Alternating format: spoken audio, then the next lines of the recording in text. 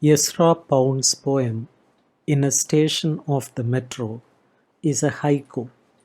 Haiku is a traditional Japanese nature image poem of 17 syllables.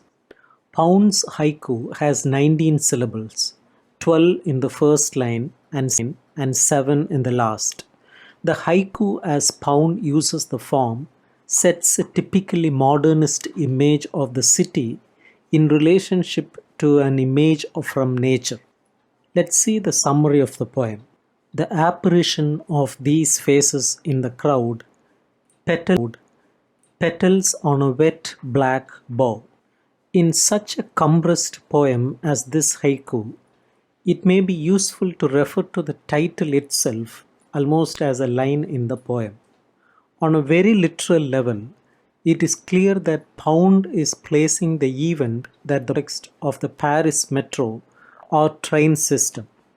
Figuratively, the poem may call up an association with stations of the cross, which are a series of 14 representations of successive incidents of the Passion of Christ, visited in sequence for prayer or meditation.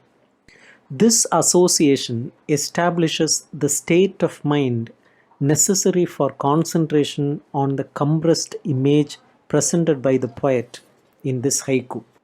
In line 1, apparition is the first word, the reading of the poem, and the only abstract word in these two lines. Not only does it have more syllables than any other word in the poem, but it functions in all three of its definitions. Apparition is defined as a ghostly appearance of a person or thing, and as such sets the tone for a spiritual or meditative experience.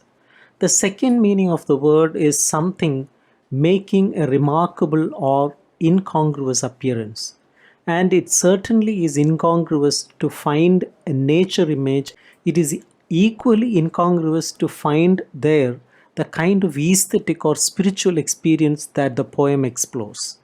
Finally, apparition is defined as an act of becoming visible.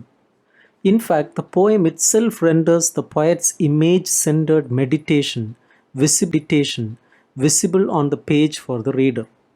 The last part of the line, "These faces in the crowd," seems to be without much poetic significance until the second line is read. The phrase "the apparition of" refers to the phenomenon that has occurred as some face in the train station become distinct and separate. This might be compared to the phenomenon of not seeing the forest for the trees, but in reverse, as the crowd disintegrates and people with individual faces become distinguishable. There is more poetic appeal in the second line of the haiku. It presents an enchanting image of blossoms that have blown loose and stuck by the rain to the back bark of the tree branch. In such a short poem, any use the poet makes of sound can serve as a technique for structuring the poem. The first obvious sound connection between line 1 and line 2 is the assonance of the internal vowel sounds between crowd and bow at the ends of the lines. The prepositional phrase "in the crowd" becomes balanced in the second line, with connection between the two lines occurs by the use of alliteration in the pa sounds of apparition and petals. In addition, the second line's musical quality is accentuated by the association of the s sound in petals and wet, as well as by the alliteration of the b sounds in black and bow.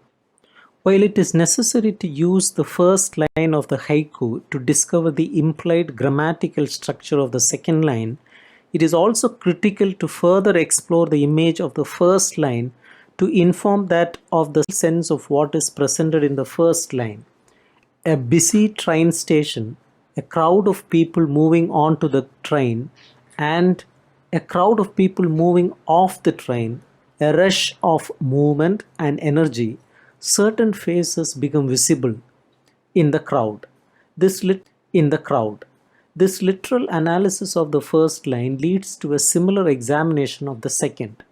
Thus, through our expectation of balanced grammatical structures implied by the semicolon, a balance in the content of the images is achieved.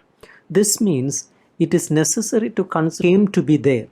First, they were in the florets, then there was a spring shower, and then the wind blew them free until they landed, stuck by the damp of the rain to the dark tree bark. Thus, one might say, the apparition of these faces in the crowd, the apparition of these faces in the crowd, the appearance of petals on a wet black bow. In order to comprehend fully what the above metaphor or identification or equation really means, it is important to understand the traditional function of haiku as a means for use this poetic form with full knowledge of its history and tradition, and as a human being and artist living in the modernist era. He was also aware of the developing sense in early 20th century that human life is almost necessarily isolated from nature.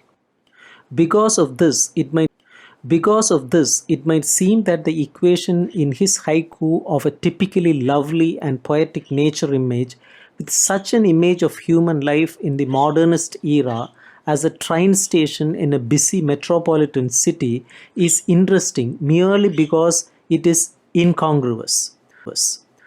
Pound's meditation on his aesthetic or spiritual response to the perception of beauty in such an unexpected place engendered the poetic struggle toward the knowledge that these faces are the same as the petals. The apparition of these faces in the crowd occurs by this nature as the appearance of the petals on the tree bough. The use of the word apparition in the first line is what opens this poem up, extending its reach beyond that of a simple comparison of faces to petals, blurring the lines of reality. We use this word often to describe something that cannot be confirmed to be real, such as a ghost. Though it is similar in meaning to the word appearance, the fact that the poet has chosen to use this variation tells us a lot about the mood that he is trying to set. Appearance indicates more sure whether he saw a thing or not, while apparition raises the idea that the speaker distrusts the idea of reality altogether. The relationship between the faces and the petals is brought into question in this poem. We cannot say that the flower petals symbolize the faces because that word implies that one thing takes the place of another, and since faces on train platforms are common sights, there would be no reason to provide a substitute for them. The poem does not say the faces are like petals, so it is not a simile. The two things have in common to say that they speak metaphorically of each other.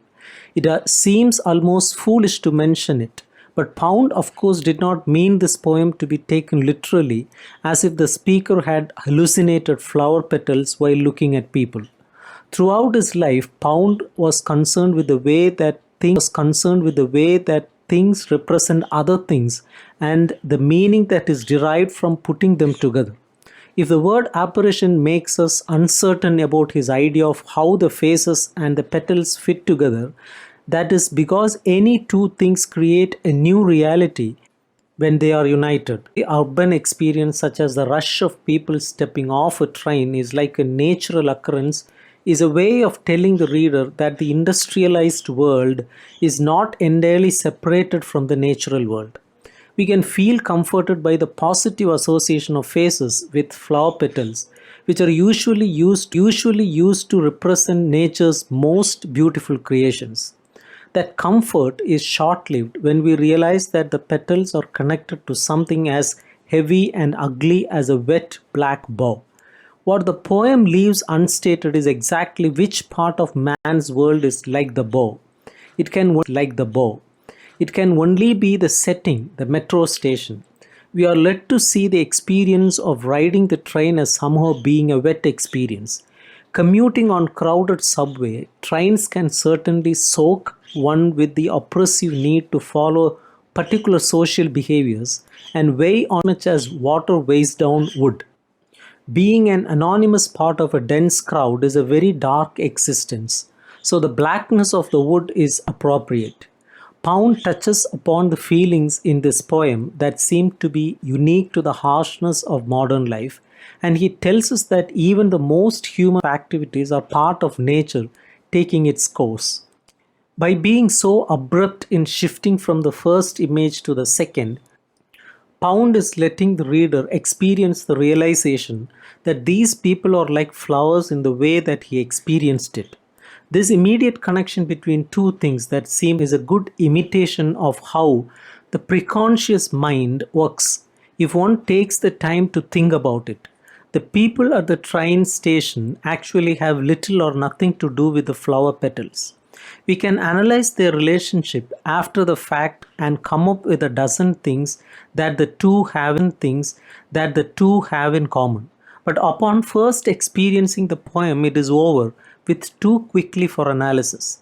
The short form that Pound uses is a way of striking his reader with a sharp, vivid image before the conscious mind has time to react. We feel the connection between the two immediately, and by the time we get around to thinking about it, it is too late. The poem has already worked its magic.